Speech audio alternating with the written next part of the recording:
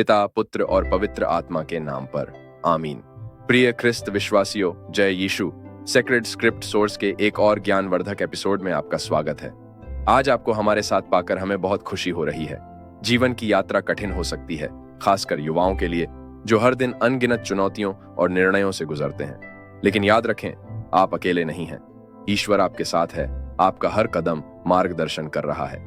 आज की आध्यात्मिक बातचीत में हम गहन विषय पर चर्चा करेंगे, ईश्वर का मार्गदर्शन, विश्वास के साथ कठिन निर्णय लेना।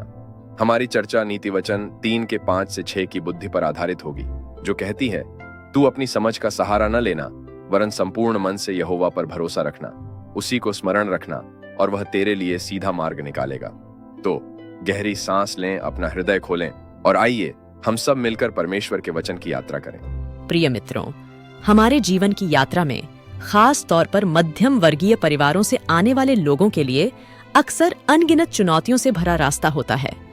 हर दिन हम नई नई बाधाओं के साथ जागते हैं, चाहे वह नौकरी हासिल करने की बात हो, अपने वित्त का प्रबंधन करने की, परिवार की अपेक्षाओं से निपटने की या बस अपना उद्देश्य खोजने की। इन संघर्षों का भार कभी कभी भारी लग सकता है और निराशा के उन क्षणों में हम सोचते हैं कि क्या हम वास्तव में सही रास्ते पर हैं। आज मैं आपके साथ बाइबल से आशा और प्रेरणा का संदेश साझा करना चाहता हूँ।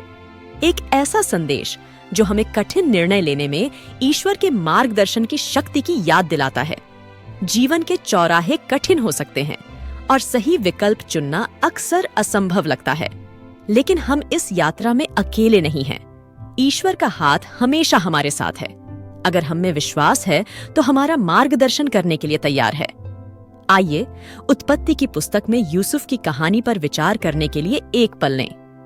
यूसुफ अपने पिता का प्रिय लेकिन अपने भाइयों से ईर्ष्या करने वाला अकल्पनीय कठिनाइयों का सामना करता था। उसे गुलामी में बेच दिया गया, उस पर झूठा आरोप लगाया गया और उसे जेल में डाल दिया गया। फिर भी इन सब के बावजूद यूसुफ अपने विश्वास में दृढ़ रहा। उत्पत्ति 50:20 में यूसुफ अपने भाइयों से कहता है, तुमने मुझे नुकसान पहुंचाने की योजना बनाई थी, लेकिन परमेश्वर ने इसे भलाई के लिए बनाया ताकि जो कुछ हो रहा है वह पूरा हो, अर्थात बहुत से लोगों की जान बच जाए। यूसुफ की कहानी हमें सिखाती है कि जब हमारी परिस्थितियां विकट लगती हैं, तब भी परमेश्वर के पास एक योजना होती है। हो सकता है कि हम इसे उस समय न समझ पाएं, लेकिन अगर हम उस पर भरोसा करते हैं तो वह हमारे सबसे बुरे समय में हमारा मार्गदर्शन करेगा। जिस तरह यूसुफ की पीढ़ा परमेश्वर की कई लोगों को बचाने की बड़ी योजना का हिस्सा थी, उसी तरह हमारे संघर्षों का भी एक उद्देश्य है। जब हमें कठिन निर्णयों का सामना करना पड़ता है तो हम अक्सर खुद को डर और विश्वास के बीच फंसा हुआ पाते हैं।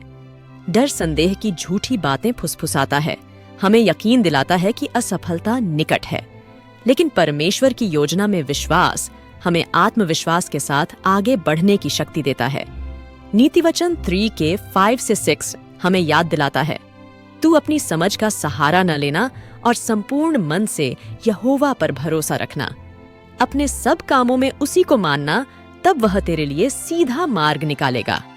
कल्पना कीजिए कि एक युवा व्यक्ति जो अभी अभी कॉलेज से निकला है, अपने परिवार का भरण पोषण करने के लिए नौकरी खोजने के दबाव में है।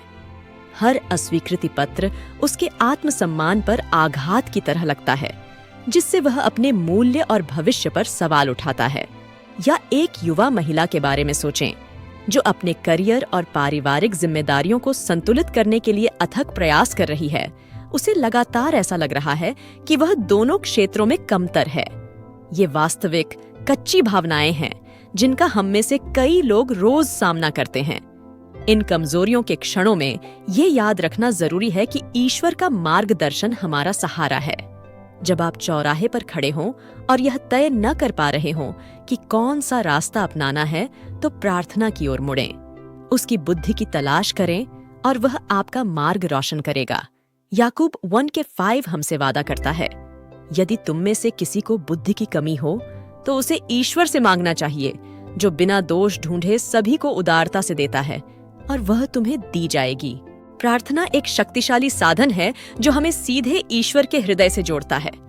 अपने डर, अपने संदेह और अपनी आशाओं को उसके सामने उंडेल दें। उसकी आवाज सुने, क्योंकि वह चिंतन के शांत क्षणों में और अपने वचन की सलाह के जरिए हमसे बात करता है। जब आप जीवन की जटिलताओं से निपटते हैं तो अपने आप को आस्था के समुदाय से घेर लें।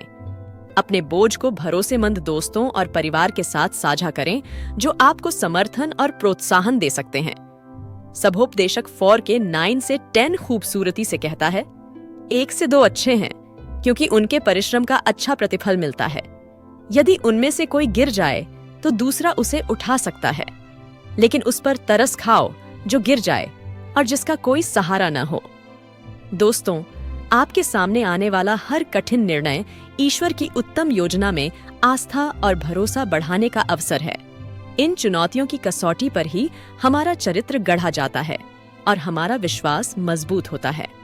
याद रखें, ईश्वर का मार्गदर्शन हमेशा हमें सबसे आसान मार्ग पर ले जाने के बारे में नहीं होता, बल्कि सही मार्ग पर ले जाने के बारे में होता है। वह मार्ग जो हमारे जीवन के लिए उनके दिव्य उद्देश्य के साथ संरेखित होता है।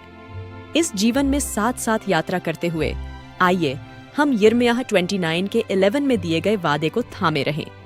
क्योंकि मैं तुम्हारे लिए जो योजनाएं बनाता हूँ उन्हें मैं जानता हूँ, प्रभु घोषणा करता है। वे तुम्हें हानि पहुंचाने की नहीं, बल्कि समृद्ध करने की योजनाएं हैं। वे तुम्हें आशा और भविष्य देने की योजनाएं हैं। जैसे जैसे आप इस यात्रा पर आगे बढ़ते हैं, हमेशा याद रखें कि आपके द्वारा लिया गया हर निर्णय आपके जीवन के लिए ईश्वर की महान योजना का हिस्सा है। कभी कभी उनका मार्गदर्शन सूक्ष्म फुसफुसाहटों में आता है, कभी कभी हमारे आसपास के लोगों की बुद्धि के माध्यम से और अक्सर शास्त्रों के माध्यम से। अपने दिल को उसकी आवाज के लिए खुला रखें और वह आपको वहां ले जाएगा जहां आपको होना चाहिए। आइए एक साथ प्रार्थना करने के लिए कुछ समय निकालें। अपनी आंखें बंद करें और कल्पना करें कि आप अपना सारा बोझ यीशु के चरणों में रख रहे हैं। स्वर्गीय पिता, हम अनिश्चितता और चिंता से भरे दिलों के साथ आपके सामने आते हैं। हम अपने सामने आने वाले हर निर्णय में आपकी दिव्य बुद्धि और मार्गदर्शन मांगते हैं। हमें आपकी योजना पर भरोसा करने में मदद करें, तब भी जब रास्ता अस्पष्ट लगे। हमारे विश्वास को मजबूत करें और हमें आपके नेतृत्व का पालन करने का साहस दें। यीशु के नाम पर हम प्रार्थना करते हैं, आमीन। निर्णय लेने के समय रुकना और ईश्वर के निर्देश की तलाश करना महत्वपूर्ण है। उसका वचन हमारे पैरों के लिए एक दीपक और हमारे मार्ग के लिए एक प्रकाश है। शास्त्रों पर ध्यान दें और उन्हें अपने कदमों का मार्गदर्शन करने दें।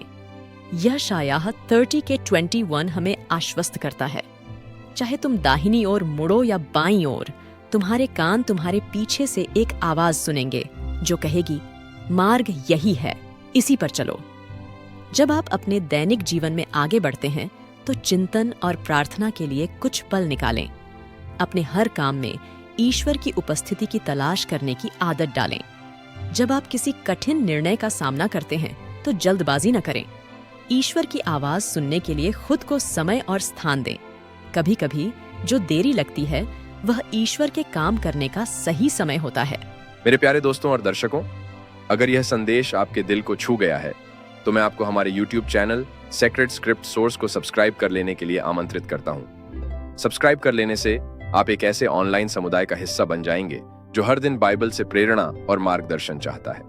आध्यात्मिक ज्ञान और उत्थान प्रार्थना की दैनिक खुराक के लिए हमें Instagram और X पर फॉलो करें। लिंक वीडियो और चैनल डिस्क्रिप्शन में दिए गए हैं। आपकी आस्था की यात्रा एक साझा यात्रा है और हम आपका समर्थन करने के लिए यहाँ हैं। कल हम एक गहन समृद्ध विषय का अन्वेषण करेंगे, रोजमर्रा की जिंदगी में खुशी कैसे पाए, एक बाइबल परिप्रेक्ष्य। ये आगामी वीडियो उन तरीकों पर गहराई से चर्चा करेगा जिनसे बाइबल हमें अपने रोजमर्रा के जीवन के सबसे सरल क्षणों में भी खुशी को गले लगाना सिखाती है।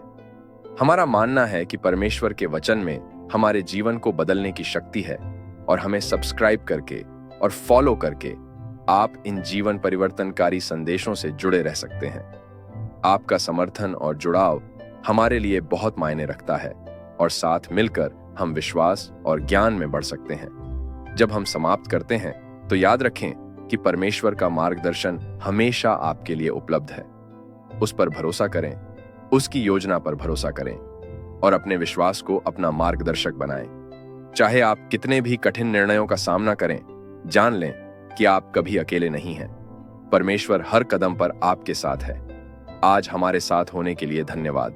परमेश्वर आपको आशीर्वाद दे और आपके सभी प्रयासों में आपका मार्गदर्शन करे। हमारे अगले वीडियो में मिलते हैं। धन्य रहें और विश्वास को मजबूत बनाए रखें। पिता, पुत्र और पवित्र आत्मा के नाम पर। आमीन।